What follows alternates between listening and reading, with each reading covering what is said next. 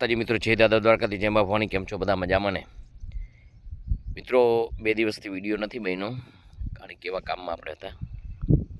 આજે આપણે વિડીયો કરીએ છીએ અને વાત કરીએ છીએ ભેળસેળ. મિત્રો, ભેળસેળ એટલે શું?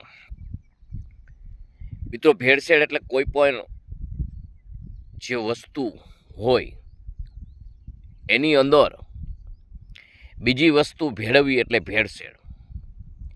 ભેળસેળ એટલે મિત્રો કોઈ પણ ક્વોલિટી વસ્તુ હોય એની અંદર કંઈ પણ પદાર્થ મિક્સ કરવું એટલે એ ભેળસેળ. ભેળસેળ મિત્રો જીવનની અંદર કુલ ટોટલ પ્રકૃતિને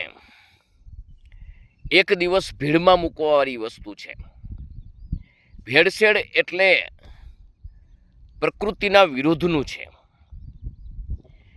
મિત્રો, ભેળસેળ પછી વસ્તુમાં હોય, વ્યક્તિમાં હોય કે પ્રકૃતિમાં હોય,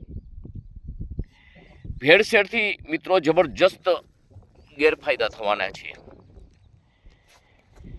મિત્રો, કોઈ પણ ક્વોલિટીની વસ્તુ હોય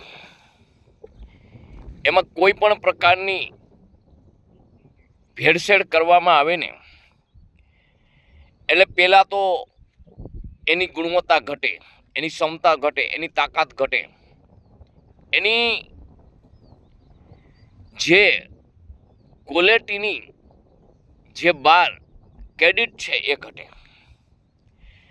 મિત્રો, ભેળસેળ ગમે તેમાં થાય, સમાજમાં થાય, વ્યક્તિમાં થાય, પ્રકૃતિમાં થાય કે ચીજ વસ્તુમાં થાય. મિત્રો, ભેળસેળ એટલા માટે ખતરનાક છે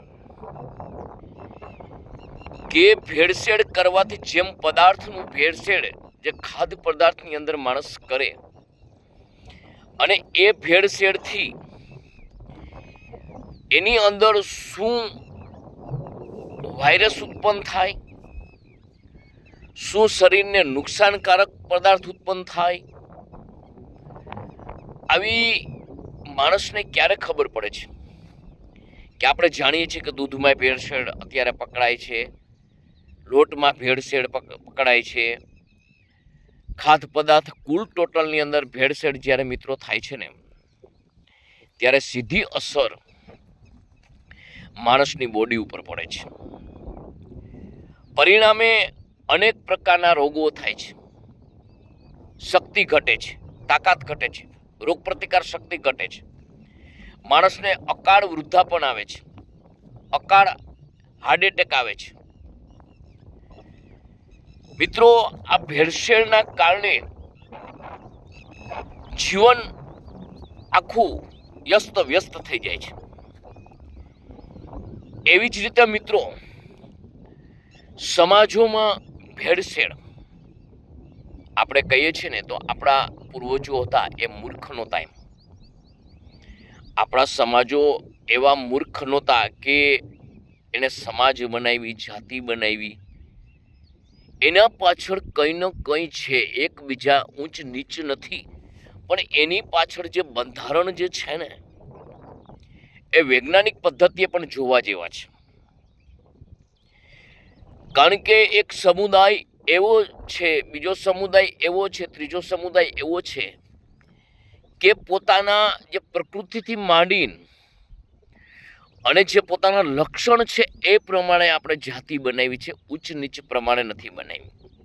એ પ્રમાણેની વિચારસરણી, એ મુજબ એના રીતિ રિવાજ, એ મુજબ એનું જીવન, એ મુજબ એની મર્યાદા, એ મુજબ એની શીલ ક્ષમતા, એ મુજબ સર્વત્ર શ્રેષ્ઠતાને લક્ષ્યમાં રાખી અને આપણે જાતિ બનાવી છે, જેથી કરી પોતિકાના જે વિચારો છે એ જળવાઈ રહે, પોતિકામાં જે સમજણ છે અન્ય સમાજની અંદર કેવી રીતે જીવવું એ જળવાઈ રહે, પોતાની વિચારસરણી જળવાઈ રહે અને પોતાના ખાનદાન પ્રમાણે પરંપરાગત સમાજનું સમતોલન જળવાઈ રહે. જ્યારે આ વસ્તુની અંદર જ્યારે ભેળસેળ થાય, દીકરી આ સમાજની, દીકરો આ સમાજનો, માં આ સમાજનો, બાપ ઓલા સમાજનો. મિત્રો, એવી રીતે જ્યારે થાય છે ને ત્યારે એકબીજાના સમાજ બદલે છે, એટલે સમાજના રીતિ રિવાજ બદલે છે, એકબીજાના વિચાર વ્યવહાર બદલે છે, એકબીજાની વિચાર ક્ષમતા જુદી જુદી હોય છે, એકબીજીના જે સમાજની અંદર જે બંધારણ અલગ અલગ હોય છે, એકબીજાને સમજવાની શક્તિ અલગ અલગ હોય છે. પરિણામે લગ્ન ગ્રંથિ, જે પ્રેમ લગ્નથી જે આવું વસ્તુ આપણે કરીએ છીએ એનાથી જીવન તૂટે છે. 99.99% આમાં ઝઘડા ઉત્પન્ન થાય છે. તો મિત્રો, આ જે ભેળસેળ છે ને એ બધા માટે ખતરનાક છે. તમારી મર્યાદા, સ્ત્રીની મર્યાદા, પુરુષની મર્યાદા એકબીજા જાળવી શકતા નથી. એનું કારણ એક છે, વિચારસરણી અલગ છે.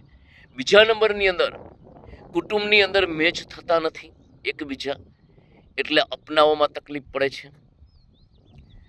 સમાજના જે ગુણ છે એમાં ફેર પડે છે. એટલે આની જે પ્રજા થાય છે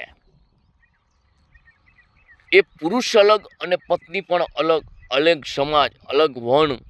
એટલે આ જે છોકરું જે છે ને એ બેયના વિચારસરણી વાળું થાય છે. પરિણામે ત્રીજી પેઢી આવે છે, એ પાછી વળી ત્રીજો વર્ગ, એ વળી ચોથો વર્ગ. આવી રીતે અસ્તવ્યસ્ત જીવન થઈ જાય છે. એટલે જે છોકરામાં જે પરંપરાગત જે ગુણ આવવાના હોય એ આવી શકતા નથી. પરિણામે આ પ્રજા છે એ સમાજની અંદર અરાજકતા ફેલાવે છે. આપણે એવું નથી કહેતા કે ખરાબ થાય છે કે આવી અરાજકતા, એટલે જે પોતાના સમાજને અનુસરી શકતો નથી અને બીજો સમાજ અપનાવી શકતો નથી. પરિણામે એક દિવસ આમાંથી ઉતરતી પ્રજા આચાર વિચાર વગરની થાય છે. હું તમને એક વાત કહું, તમે એમ કહો કે એજ્યુકેશન મેળવે, નોકરી મેળવે ને બધું થાય, પણ મેં તમને ઘણી વખત મેં કીધું છે પટ્ટાવાળાથી પાયલોટ બની શકે માણસ, પણ માણસ ન બની શકે. માણસ માટે આપણા પૂર્વજોના જે સંસ્કારો છે એ જ જોઈએ તો જ બની શકે.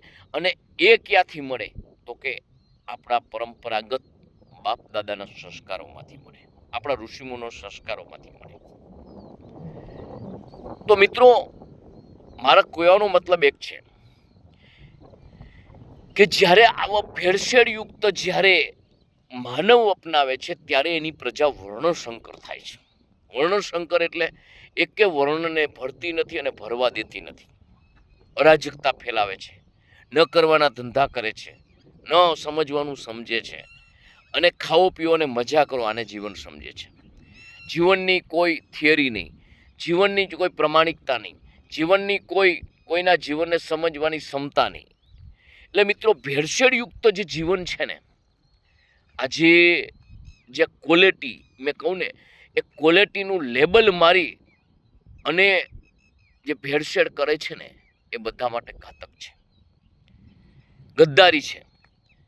તમે આમ જુઓ તો ક્વોલિટીનું લેબલ મારે અને ભેળસેળ કરે એટલે એક તો એની ક્ષમતા, એની તાકાત, એની ગુણવત્તા, એની લેબલ, આ બધા ઉપર એક તો આ ગદ્દારી છે. એમ જે ભેળસેળયુક્ત જીવન છે ને એ દેશ માટે ગદ્દારી છે, રાષ્ટ્ર માટે ગદ્દારી છે. એટલે કહું છું કે પોતપોતાને શોભે એવી રીતે ઈમાનદારી અને પોતાની જે કુળની ક્ષમતા છે એ પ્રમાણે જીવન જીવવું જોઈએ. એ પ્રમાણે આપણા જીવનમાં આપણે અઘરું લાગે, કારણ કે જે ઊંચું ચડવું ને એટલે અઘરું લાગે, નીચું ઉતરવું તો અઘરું ન લાગે. એમ આપણે કોઈ પણ આચરણમાં લેવું છે ને એને આપણે વિચારવું પડે, વાગોળવું પડે અને અપનાવવું પડે. એના માટે મહેનત કરવી પડે, પરંતુ એ ફાયદાકારક હોય. અને જે ભેળસેળયુક્ત છે કે જે ભાઈ આ આપણે એમ કહીએ છીએ કે ભાઈ 2 જણાની ચા બનાવતા અને 4 આવી જાય તો એમાં કેમ પાણી નાખી, એટલે આખી એની ક્વોલિટીમાં બધો ફેરફાર થઈ જાય ને, એમ ભેળસેળયુક્ત જીવનની અંદર મિત્રો, જીવનથી માંડી પ્રકૃતિ માંડીને ગમે ત્યાં ભેળસેળ થઈ છે ને, બધાને તકલીફ છે. અને એક દિવસ ભેળસેળ એ આ રાષ્ટ્રને અધોગતિના ખાડામાં ધકેલે છે. પચરંગી જે આપણા સમાજ છે એ સમાજ તૂટે છે. એટલા માટે મિત્રો હું કહું છું કે આપણા ભાઈઓ બહેનોથી માંડીને બધાને કે ભેળસેળયુક્ત જે પદાર્થ આપણે ખાય છે ને ત્યાંથી માંડીને આપણા જીવન સુધી ભેળસેળ ન થાય એનું ધ્યાન રાખજો. મારા વિડીયાને સારા ઈરાદાથી સમજજો. જય માતાજી, જય દાદા દ્વારકાથી, જય મા ભવાની.